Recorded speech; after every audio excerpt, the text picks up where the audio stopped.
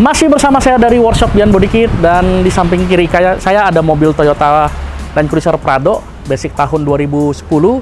Dan di video kali ini saya akan menjelaskan kalau poin-poin kalian yang untuk melakukan pengupgradean itu seperti apa. Nah, jadi mobil ini sebenarnya sudah selesai di upgrade, tetapi bukan hasil upgradean dari bengkel kami. Ini hasil bengkel luar sana. Dan mobil ini datang ke workshop kami hanya untuk melakukan pergantian bumper keluaran OM seperti ini.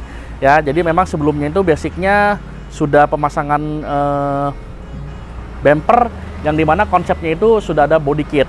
Grillnya juga beda ya, yang konsep sebelumnya dan juga garis-garis. Nah, si bapaknya kurang suka dengan konsep grill seperti itu. Nah, jadi dia lebih baik distandarin baik bumper depan dan bumper belakang. Nah, dia juga sedikit curhat kepada saya, agak kecewa dari workshop yang sebelah sana karena dari segi hasilnya itu kurang memuaskan. Nah, yuk kita lihat.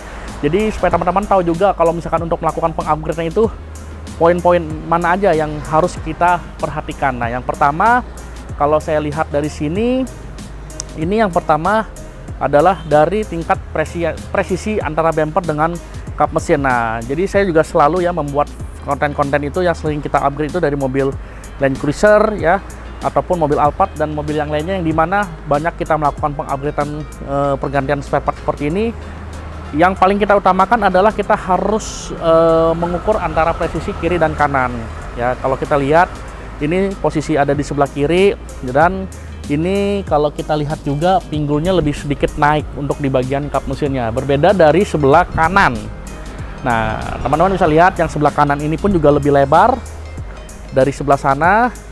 Dan kalau yang sebelah ini kalau kita lihat ya, kalau saya lihat dari sini justru dari kap mesinnya ini lebih masuk ke dalam ketimbang di bagian fender. Nah, jadi memang kalau untuk melakukan hal seperti ini, detail-detail ini harus sangat diperhatikan guys. Yang kedua adalah mengenai tentang cat. Catnya ini juga masih kurang keluar untuk warnanya. Lalu di bagian sampingnya, kalau untuk di bagian samping sih mengenai tentang nut sih ini oke. Nah, nut-nutnya juga ini sudah oke nih ya. Tetapi hanya finishing catnya juga masih kurang. Dan selain itu juga ini kenapa disilen nih. Nah, teman-teman bisa lihat nih.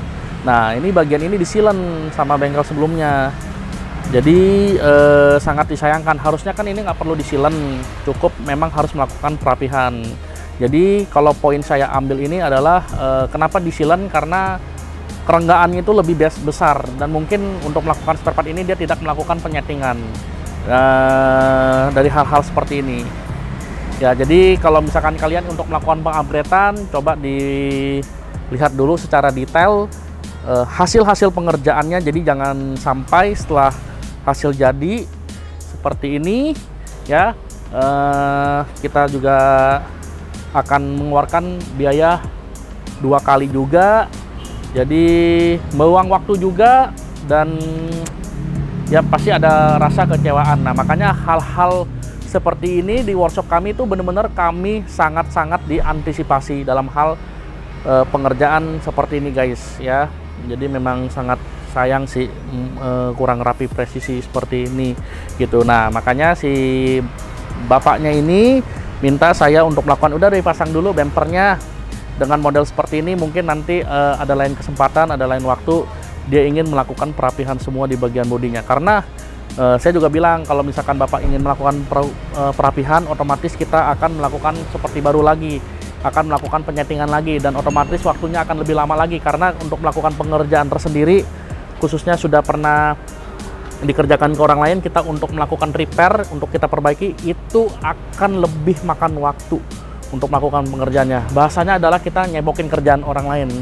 Nah ya, poin-poin seperti ini. Lalu mengenai tentang catnya juga yang di sebelah sini kita lihat ini masih ada semacam kulit jeruknya belum matang, belum teramplas semua, karena di bagian bodi originalnya ini benar-benar mulus rapi gitu. Kalau misalkan antara jarak nut seperti ini di bagian pintunya ini sedikit lebih masuk dibandingkan di bagian fender ya.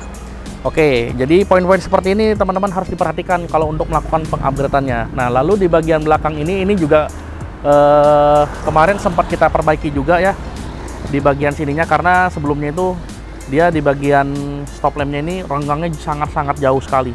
Nah, ini sudah kita maksimalkan karena di dalamnya itu ada sedikit pengakalan, jadi sudah kita rapihin juga. Hasilnya maksimal seperti ini, dan bagian bumper belakang seperti ini sudah kita ganti dengan versi yang keluaran standarnya. Sebenarnya lebih galak sih dipasangin body kit keluaran dari Modelista ya guys, karena lebih kelihatan tuh mobilnya padat, berisi. Tapi kalau misalkan polos seperti ini, kalau saya pribadi kayak kurang sesuatu. Tetapi kembali lagi selera, si bapaknya suka dengan polos seperti ini. Jadi kali ini saya akan menekankan kalau kalian untuk melakukan pengupgradean diperhatikan dari segi-segi poin-poin kerapihan, dan yang pasti kan bengkelnya pun juga bertanggung jawab untuk melakukan pengerjaannya. Nah, di bumper ini sudah rapi, sudah presisi, dan sudah bisa dibawa pulang. Sekian itu aja guys ya di video kami kali ini mengenai tentang hasil-hasil pengerjaan khususnya untuk mobil Toyota Prado ini. Jangan lupa di subscribe dan juga di share guys. Thank you.